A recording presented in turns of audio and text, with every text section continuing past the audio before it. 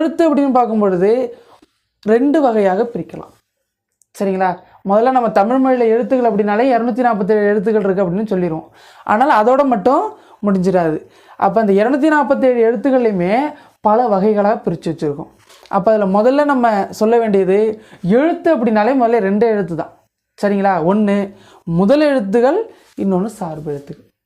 ஒன்று முதல் எழுத்து, இன்னொன்று சார்பு எழுத்து.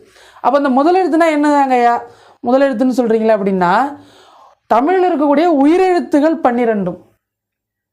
சரிங்களா? உயிரெழுத்துகள் 12, அதுக்கு அடுத்ததாக இருக்கக்கூடிய மெய்யெழுத்துகள் 18. இது ரெண்டும் சேர்ந்தது தான் நம்ம மொத்தம் பார்த்திங்கன்னா 30 எழுத்துக்கள் வரும். இது ரெண்டும் சேர்ந்தது தான் முதல் எழுத்து அப்படின்னு சொல்கிறோம். தமிழுக்கு முதன்மையான எழுத்துக்கள் அப்படின்னா இந்த உயிரெழுத்தும் மெய்யெழுத்தும். இந்த உயிரெழுத்தும் மெய்யெழுத்தும் இருந்தால் இதில் இருக்கக்கூடிய மற்ற எழுத்துக்கள் எல்லாத்தையும் நம்மால் உருவாக்க முடியும். சரிங்களா? இந்த ஆயுதத்தை தவிர்த்து